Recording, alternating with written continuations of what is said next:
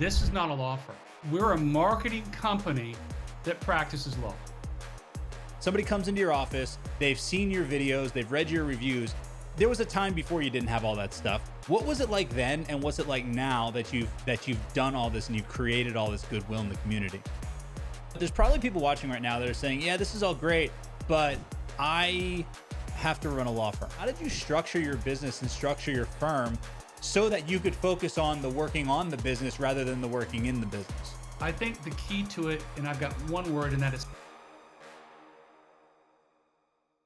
All right, welcome to the Law Firm Growth Acceleration Podcast. Today, I am with an attorney that I've known for a very long time, and it's actually somebody that I was just talking the other day about, not even about this podcast, but I was commenting that if I were an attorney with the marketing and business brain that I have, Kevin Hazlett is the attorney that I would be. So I've always kind of looked up to Kevin because of the fact that he's not just an attorney and a great lawyer, but he also has built a great business, and he doesn't think like the common attorney. And I think that's mostly why you're so successful. I mean, obviously being a great lawyer helps, but you do things differently. And I wanted to bring you on here because you just have a different way of looking at things. And you were even talking about, before we even started recording, your experience with virtual assistants. And can you talk about that a little bit? Because it's such a different way of looking at the world. And it's the same way I look at it. I love talking to people like that. So, I mean, without offending Americans, part of the issue has been, and I say that genuinely, Andy, because you've got to be careful, and I'm not trying to offend folks, but one of the things that's happened because of the previous administration that we've experienced is inflation. And inflation has affected all of us. It's affected everything, in the price of groceries, to the price of real estate, to the price of anything, making it very unaffordable. But from a small business owner, and a small business owner is the lifeblood of this country, the difficulty is ability to hire workers. And one of the things that, if you're going to do a practice that is very worker intensive, you got to think outside the box. So how do you do that? You lean into AI, and I want to talk about that because I'm all in. Look into other ways to get folks in, which is, for example, in my practice, I own the real estate that we practice in. And if you're paying for the real estate Monday through Friday, my question is, how do I use it after 5? How do I use it on the weekends? Is there another stream of income where I can bring another team in? How do you do that? How do you explore that? How does it work? And the other question is, how to use a call center, how to use folks outside the country that are in a place where it is very difficult for them to get paid well, but that pay scale is less than what a US worker would do. And do they have the skill set to do it? So I leaned in, I went to South America. I found a worker. It's like patient one. I started with worker one. Yep. And I hired that worker, and I paid them money. And I found out after 3 weeks that they had 6 jobs, and they weren't doing, and I lost a lot of money. So, but I found that I learn a lot more in mistakes than I do in successes. Yeah. And I know, I think you said that before, and I've certainly heard you say it before, but I also want to learn. I want to touch the stove, learn that it's hot, and learn not to do it again. So I have now into this 18 months, maybe 20 months, and we're now, I think we're at a 15 full-time, virtual assistants, and it's worked out very, very, very well. It's so crazy with virtual assistant. We actually, I don't know if you know this or not, Kevin, we own a virtual assistant company called Attorney Assistant. And we've got hundreds and hundreds of, we have some firms that work with us that have over 100 VAs just working for them, and the crazy part, it's like you said, it's, honestly, here's the crazy part. The crazy part to me is that I've found that virtual assistants are incredibly appreciative of the job. 100%. And like, I have a virtual assistant that's worked with us since 2013, right? It's 2015 right now. So she's worked since 2013. On my birthday, she sent me, like, she's like a character artist. She's actually sent me characters like of my entire family and stuff to celebrate my birthday. And like, her and her boyfriend and her roommate would basically bake a cake that said "Happy Birthday, Andy" on it, and like they'd all wear like party hats and send pictures. And it's crazy. It's like, and the thing about it is that they're so appreciative of the job, that it's unbelievable, and they do an amazing job. Like, but what you said is that you did it once, you touched the stove, you got burned. and I'm sure that you learn lots of lessons. But a lot of times, what happens is people do something one time and they realize and they get burned and they're like, "Oh, I'm never doing that again," right? But what you realize and what I realize is that the way you learn how to do the thing is by doing the thing. You know, it's like you don't learn how to swim by sitting in a business class. You don't jump in the water and swim and feel like and, flail your arms and feel like you're going to drown, and then you learn how to swim. So wait, are you saying that if I do one video and I don't get a million clients that I failed? Is that what you're saying? That's exactly what I'm saying. But now, well, you know what? But I'm you said teasing you you. mentioned AI. AI, we can change that though. I can and like Oh, we're I know, gonna, and now you're yeah. perfect on one take. It's perfect. Yeah, exactly. So you do a lot of really cool stuff, and I wish that we had time to talk about everything that you taught. I mean, like even the giveaway that you do, the pumpkin giveaway, right? But what I want to talk about is kind of like it's like you said, you. I think that what it really comes down to with you is that most lawyers view themselves as a lawyer first, and maybe they don't even view themselves as a business owner. But I believe that the difference is that you look at yourself as a business owner first that happens to own a law firm, and then that law firm, and then you also happen to be a lawyer. And tell me about that mindset. And did you always think like that, or did something force you to, or am I completely off out of bounds? No, I always thought about that, and of course, I shocked everybody when this is probably 4 years ago. We're sitting around, and I explained to people. I said, "This is not a law firm," Hmm. and they're like, "What are you talking about?" I go, "We do not have a law firm here. We're a marketing company that practices law."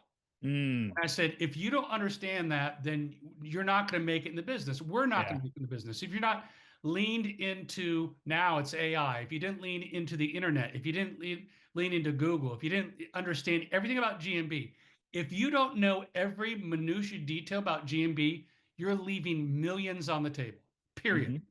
And you need time to do that. Now, so my thought is if if if people don't know, like, and trust me, then I'm like winking in the dark. I know I'm doing it, but nobody else knows that I am. And there's a lot of great lawyers out there that get great outcomes and do a great job for their client, but no one knows they exist. There are other mediocre lawyers that everybody knows their name, and the good lawyers go, well, that lawyer's not very good. Well, they're not very good, and you're better than them. The difference is they're better at marketing than you do. As soon as you take on the mantra that I'm a marketing company, then the rest will fall into place. But the same thing, it's like going to the gym for a week and going, why am I not, why don't I have a six pack? Why am I still 24% body fat? The answer is it takes a minute to do it. But as I always tell people, consistency wins over intensity. Consistency always wins over intensity. If you do it every day, it works. It just works, period. Mhm. Yeah, and you know what? Honestly, I love the fact that it's not easy because it means most people will quit. Like Correct. that's the thing. If you just look at human nature and like what do most people want to do? Most people, including lawyers, no offense to everybody watching, most people, I mean lawyers are human, they want to do the easy thing and then the second it Yes. gets hard, they quit. Yes. So you like and I always say this, I am by I'm there's I'm there are millions of people out there that could get on camera and talk better than I can. I'm not the smartest person in the world. I just don't quit. I just keep doing it and doing it and doing it. And eventually, when you do something over and over again, you start to at least kind of get good at it. You know, it's hard not to if you just do things over and over again. But there's something else I want to talk about. You said you're not a law firm, you're a marketing company that practices law. I've never heard a lawyer say that before or a law firm owner say that before, which is amazing. Now, I always talk about taking a step further where lawyers don't sell what they think they sell. They think they sell legal services, but lawyers actually sell results. You know, like your legal services are the deliverable that delivers the result. So how do you approach that in terms of like your mindset with what you guys actually sell for the firm? Well, it's interesting because I'm going to take a twist on that. So you go about 10 years ago, Chick-fil-A and McDonald's sat around and they spent millions of dollars to find out what drives customers. They found out who their customer is, and most of the customer is a woman with her kids. Mm, And they found out it wasn't about best burgers. It wasn't about the price of the burgers. They found the number one thing that drove customers was cleanliness of bathrooms. Number one. interesting. Number one. Huh. When someone comes to see me, I do criminal defense. When someone comes to see me, they don't care where a lawyer went to law school. They don't care how many cases you've won. They don't care that you've been on CNN or BBC or that you're the lawyer du jour of whatever. They care about themselves and their case. Mm-hmm. And the first thing they care about is how you make them feel. If you don't make them feel comfortable, if you don't make them feel that you're knowledgeable, if you don't think that they feel that you're in control, it just doesn't matter. Yeah. And so you're right. When you come and you are meeting with a doctor, you're meeting with someone you're going to put your hand or your life in their hands. You want them to be like a Delta pilot, maybe not Delta pilot of late, but maybe a Delta pilot of a couple years ago, where they go, "Hi, hi, this is your captain. We had a little bump back there. You're getting jostled around. We should be landing shortly. No problem. Be out of the Mm-hmm. turbulence." You feel calm. You feel like they're in control. You trust them. I think the theme for it used to be when you're doing videos, be real. Mm-hmm. I think the mantra right now and the message for a lawyer right now is the public, the folks that are trying to hire you, they need to trust you. Trust you have the experience, trust you have the knowledge, trust that you've got the personality, trust that you're going to treat them fair, trust them there's value. And I think you do that through videos. I think you do that through social proof, with the Google review. I think that you're engaged in the practice of law, not only just in the practice that you do, but also in your community. They look at all that, and that's how they find someone that they trust. Yeah. No, I 100% agree. I heard this thing recently that made so much sense, and and it kind of goes back to what you said a few minutes ago, where there's great lawyers out there that don't have successful firms just because of the fact that nobody knows who they are, right? And there's a direct correlation, or there's a law in life that people have a hard time accepting. It's you get paid more for who you are rather than what you do. And I always make the example, Kim Kardashian, I think she's going to be a lawyer. Maybe I don't think she's passed the bar yet, but imagine Kim Kardashian opens a law, passes the bar, becomes a real lawyer, passes the bar, opens a law firm right next to the average law firm's place, right? Same practice area. Who do you think's going to get more clients? Kim Kardashian or the lawyer? You know what I mean? It's like, 100%. and And who's she the won't better be as good a attorney? lawyer. Exactly. She probably won't be. She'll probably be a terrible lawyer. I mean, I don't know her that well. I don't know her. I don't know her, but I mean, like, yeah. It's based off of her name only, and just the fact that people know who she is. Now, that's an extreme example, but like for example, you've created, I mean, hundreds and hundreds. I mean, I remember when we first started working together, you actually sent me two hard drives that were like rubber banded together, full of all the videos that you had. That's how many videos you did, which is amazing. How does that affect the sales process? So somebody comes into your office, they've seen your videos, they've read your reviews. Like there was a time before you didn't have all that stuff. What was it like then, and what's it like now that you've done all this and you've created all this goodwill in the community? Well, I think that it is a little bit like one of these curves that goes like this and then it goes up. Yeah. And I think that you're planting seeds today for 5 years from now. Hmm. And things you're doing right now, it's the cumulative effect that you do that comes together, and it's the synergy. It's never one thing. For example, someone says, "Well, I was on a billboard for a year, I didn't get any cases." Well, you weren't on long enough. Hmm. And I've had billboards that have been up for 25 years. But I moved them around, and people, even though they're not up, go, "Oh, you're on billboards all the time." Hmm. When you're not up, they just remember that repeat. So you look at things like Google reviews connect to the social media. And the social media, you kind of go, "Why did a video?" I joked earlier at the beginning of the podcast. I did one video, didn't get any results. Well, the answer is what we do is we do a video on 5 platforms 5 days a week. Mm. So that's 5 videos a day times 5 days a week times 52 weeks every day. So there's a video. Now, some of them, and then I evaluate like anything, I take a Mr. Beast approach. How did that video do? Why did it do it? Was it the title? Was it the color? Was it the person? Was it the subject matter? The answer is if that blew up, I don't have to, and I disagree with this. If you do a video on one thing, like should I refuse a breath test if arrested? Well, if it does well, guess what? Do 20 videos just like it. Do 20 Yeah. videos. That's your subject matter. Be the guy on that. Change it a little bit. It's okay to release one of those every week. People don't remember. You Mm. can do 100, and they're evergreen too. So, but I'm always looking at what connects. I do more of those.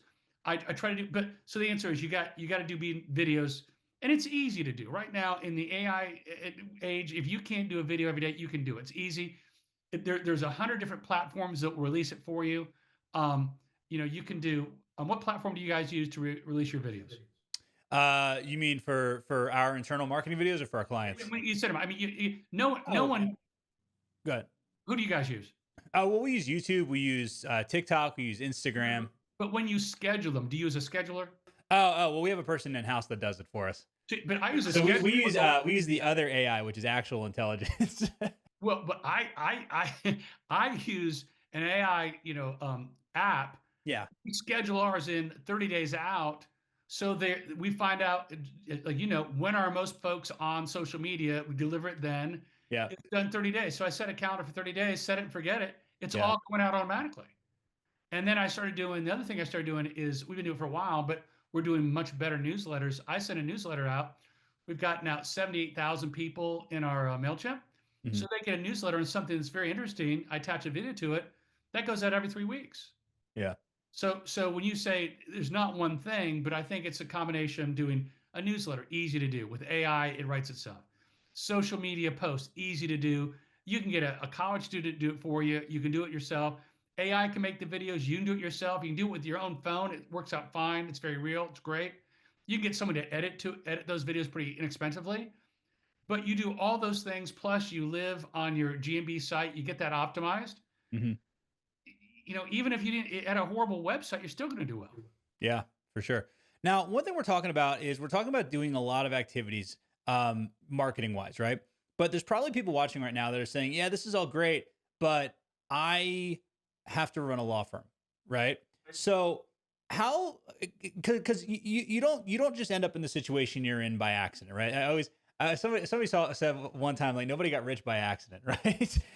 So like how did you intentionally structure, like even when you kind of knew this is the way you want to go, how did you structure your business and structure your firm so that you could focus on the working on the business rather than the working in the business? Um, it's a daily struggle. Mm. It's a daily struggle. I mean, you're juggling cases, you're juggling clients, you're juggling past clients. You got the people that come to your position where you are and say, "I only want to work with Andy." You Mm. go, "Oh, I'm just only got so many hours in the day." Yeah. Um, so it's a struggle. I think the key to it, and I've got one word, and that is systems. If you don't have good systems, it doesn't work.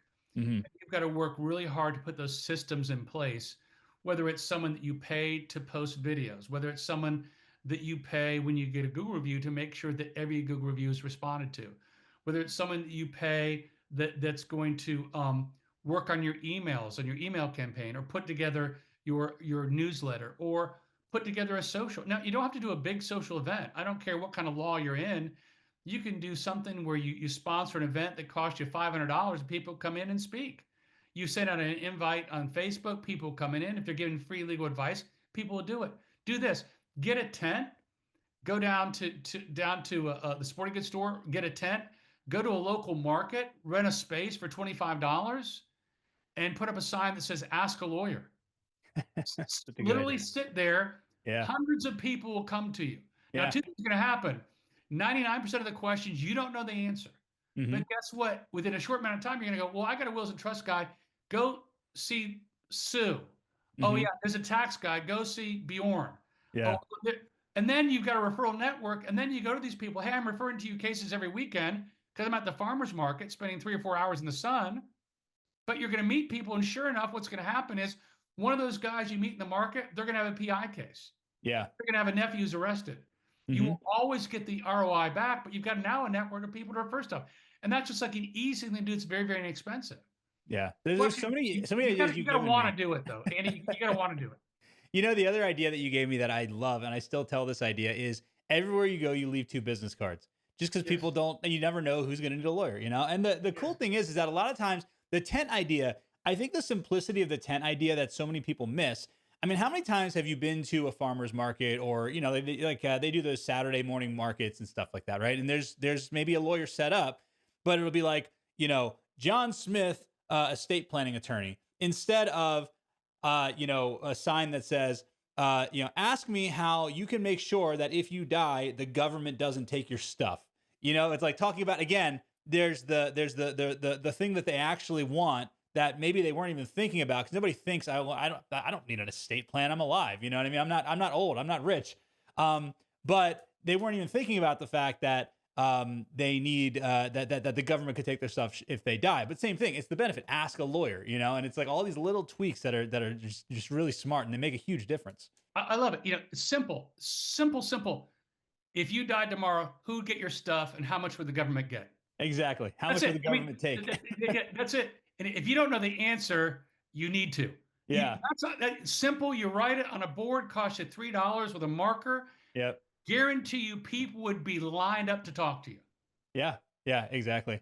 So something that you said, there's we're jumping over. There's so many things you're saying that are amazing. One thing that you mentioned was that building that referral network, right? And I think that a lot of people don't realize that you don't actually have to really spend a lot of money to get clients if you can provide value to other people, like you said, with that referral network. If you have, if you're giving you do criminal defense, personal injury, social security, disability. If you're giving a family law attorney 25 leads a week, they're going to want to reciprocate by giving you anytime there's a domestic violence case and things like, like, and how's that worked out for you? How many cases would you say you get a year based just on referrals and things like that because of the referral network you've built?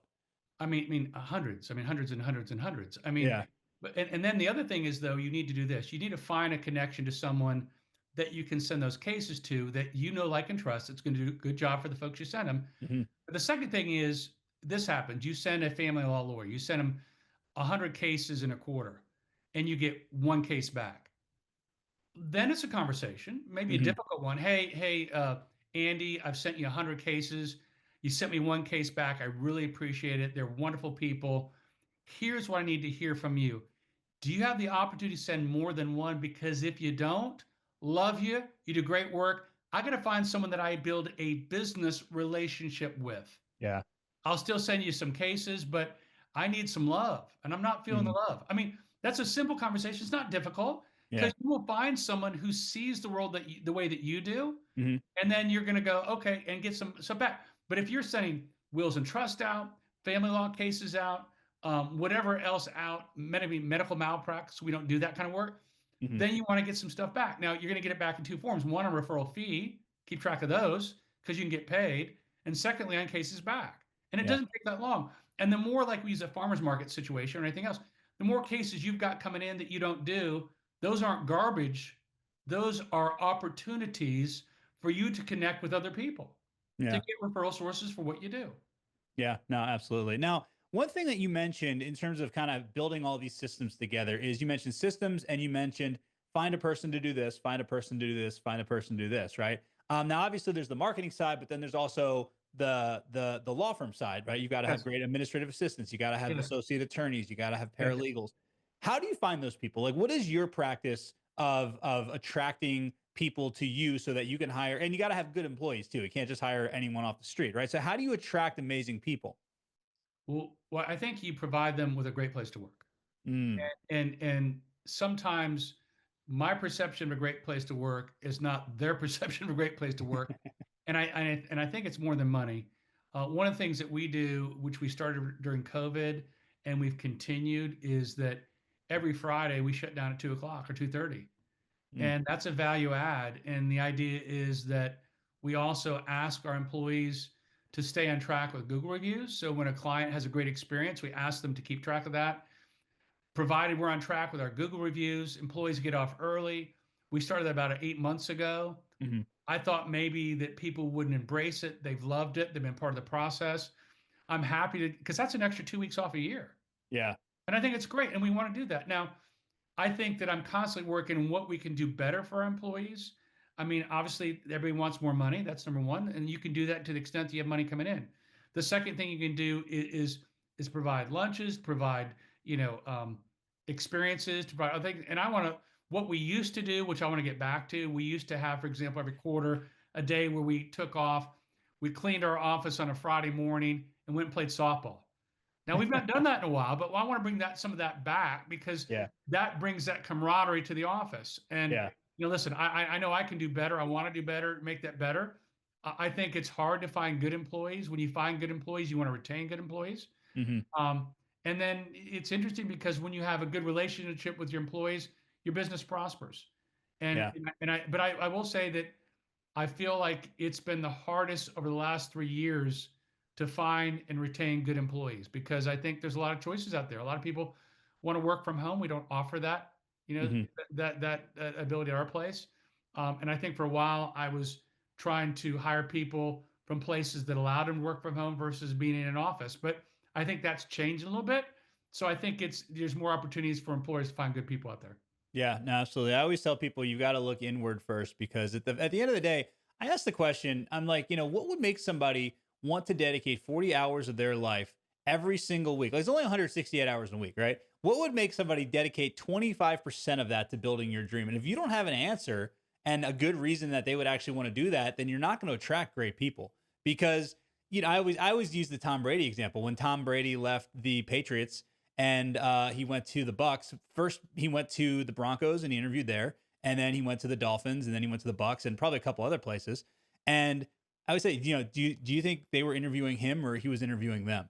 It's like he was asking, well, should I go to Miami and win a Super Bowl? Why should I go to Denver and win a Super Bowl? Hey, Tampa, why should I come here and win a Super Bowl? Okay, I'm going to come to Tampa and win a Super Bowl. And what did he do? He won a freaking Super Bowl.